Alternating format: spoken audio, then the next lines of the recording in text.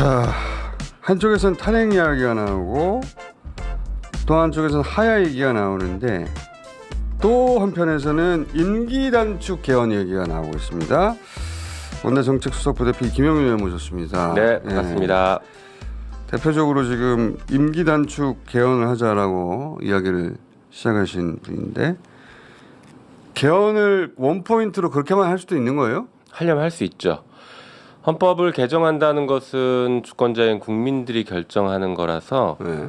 그 상상 가능한 거의 모든 것들이 가능합니다. 그래요? 그래서 네, 그 상위법의 제약이라는 게 없어요. 헌법 개정은 법률을 개정할 때는 상위법이나 헌법에 제약이 있지만 헌법은 정치적 상상력을 다 담을 수가 있습니다. 그래서 가능해요. 제가 알기로는 헌법에는 임기 연장 네, 또는 중임 이 경우에 그걸 개정하더라도 그 개정할 당시의 대통령한테는 적용 안 된다 이런 게 있잖아요. 있죠. 그러니까 이제 과거에 박정희 대통령이 자기가 계속 연임하려고 개헌했기 때문에 네. 그걸 금지시키는 조항인데 맞습니다. 이번에는 이건 예외예요?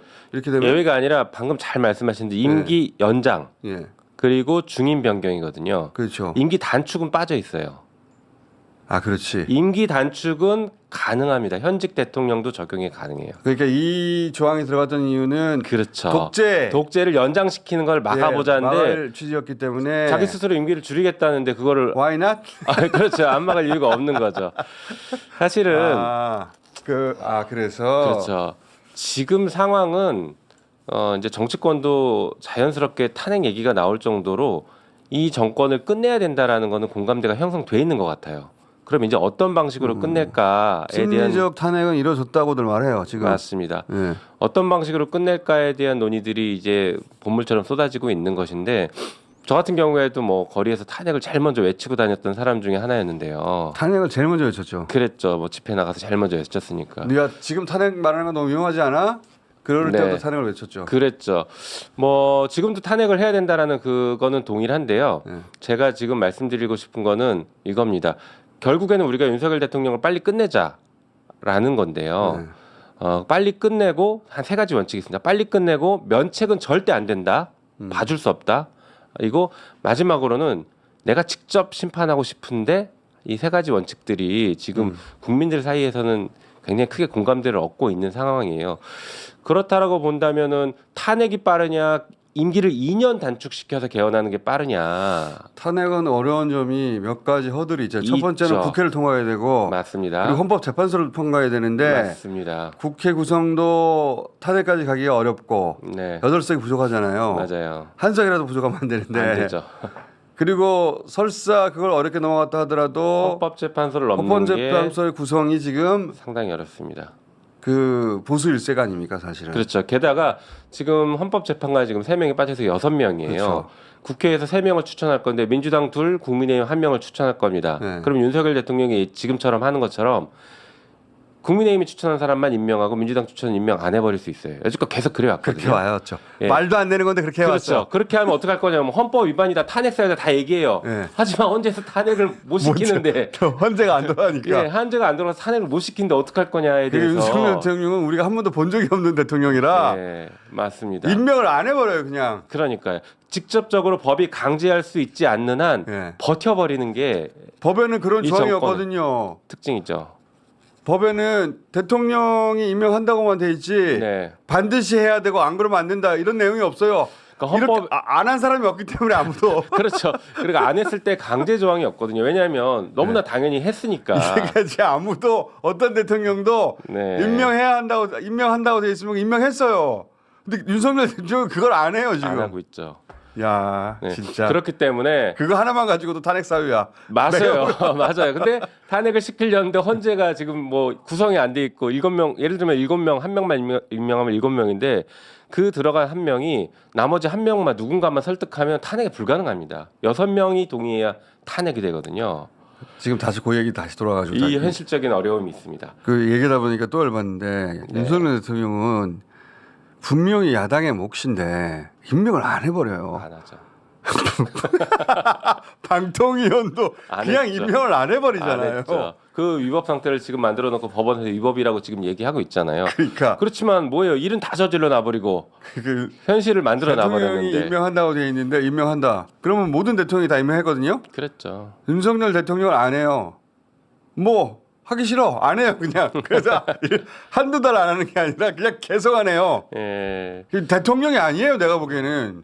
그래서 제가 들고 나온 게 그 얘기입니다. 대통령 다운 사람이야 그래도 탄핵이라는 정상적인 절차를 가는 거고 헌법적인 절차를 가는 거지. 그게 아니면 헌법 개정으로 국민의 임기를 단축시켜 버려야 된다 얘기를 하는 겁니다. 그러면 이런 겁니까? 탄핵을 여전히 주장하시는 분들도 있고 탄핵이 그 징계의 성격이 워낙 강하니까 네. 그렇죠. 징계 성격이 워낙 강하니까 탄핵을 원하는 분들도 있는데 현실적으로 그게 대단히 어렵지 않느냐. 네. 그래서 현실론자 중에 방법을 뭐가 있느냐 찾자. 김영민 의원이 이걸 찾은 거예요 보니까. 근데 이거는 그러면 절차가 네.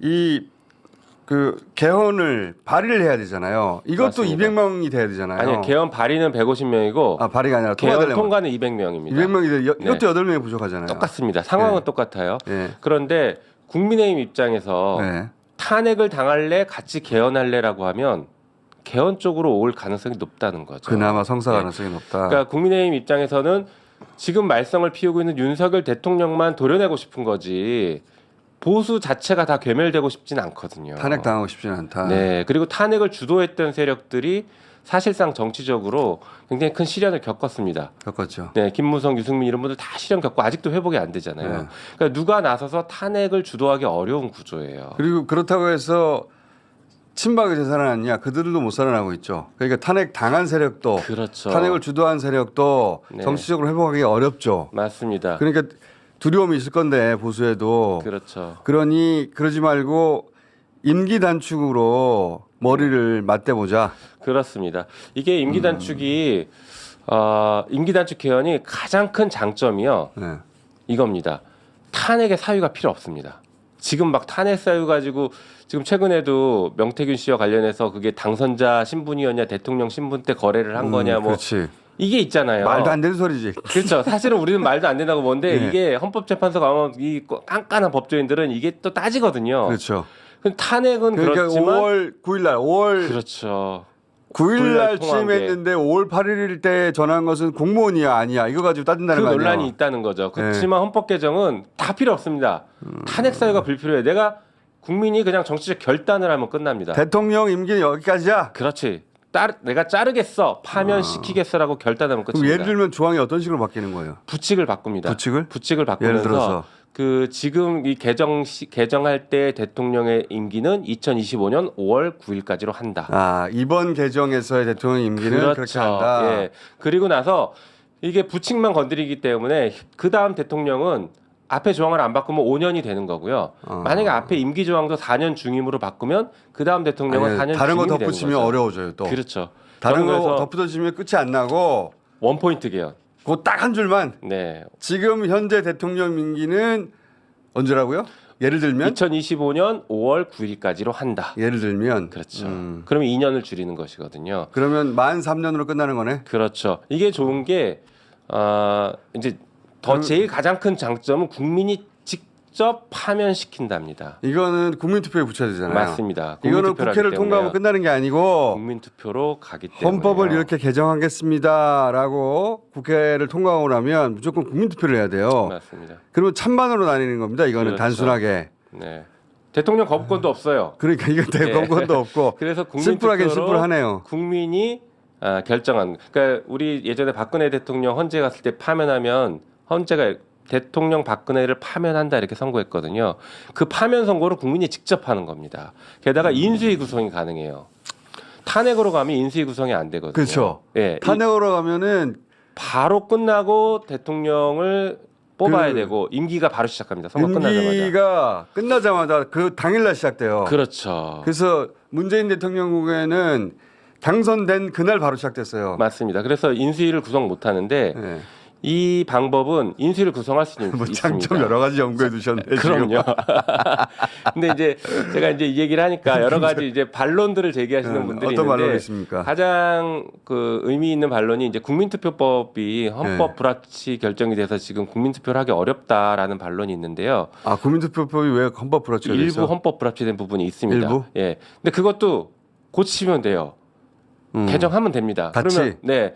그러면 또 거부권 행사할 거 아니냐? 이미 200석 넘기 때문에 거부권을 다 무력화시킬 수 있습니다. 그러니까 그치. 이 전제는 예. 개헌과 같이 가는 의원들이 200석이 생겼을 경우 있을 때죠. 그렇기 때문에 이미 200석 이상이기 때문에 거의 상상할 수 있는 모든 것들을 국회에서 할 수 있는 거 다 할 수 이거가 있습니다. 가장 가능성이 높은 것 같은데 지금까지 나오는 안 중에는 왜냐하면은 현실성이 있죠. 보수 진영에서도 내년 5월까지 어떻게 이제 진보 진영에서 어떻게 내년 5월까지 견뎌라고 하지만 이게 결정된 순간 대통령 아무 일도 못해요.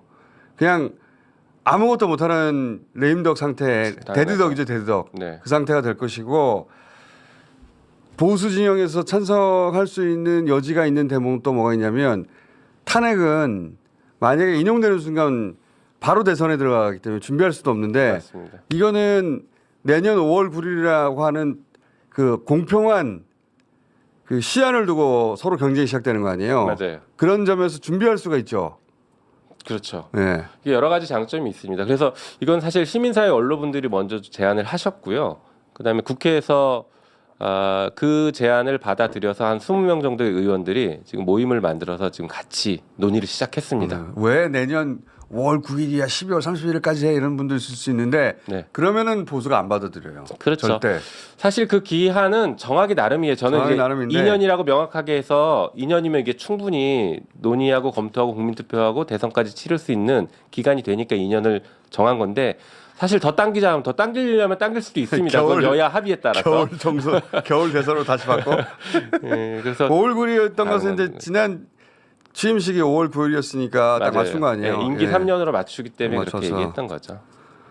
지금까지 나오는 아이디어 중에 좋은데 보수가 계산기를 한참 굴려야지 답이 나올 것 같아요. 맞습니다. 어제 개혁신당의 허은하 대표도 이 비슷한 취지의 인터뷰를 한 걸로 알고 있습니다. 개혁신당은 이미 192석에 들어가 있잖아요 지금. 그렇긴 하죠. 아니 근데 빠질 수도 있어요. 지금 최근에 명태균 씨 이 사안을 보면은 네. 언제 빠질지 모르는 불안불안하죠.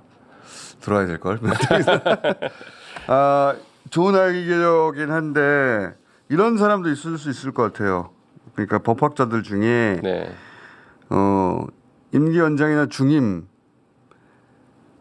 금지시켜 둔 것은 그러니까 그 제한 헌법 개정의 제한 당시의 대통령한테는 효력이 미치지 않는다고 해둔 네. 것은 그 임기를 건드리는 것은 그 당대 대통령한테는 적용하지 말라는 취지가 있는 것인데 네.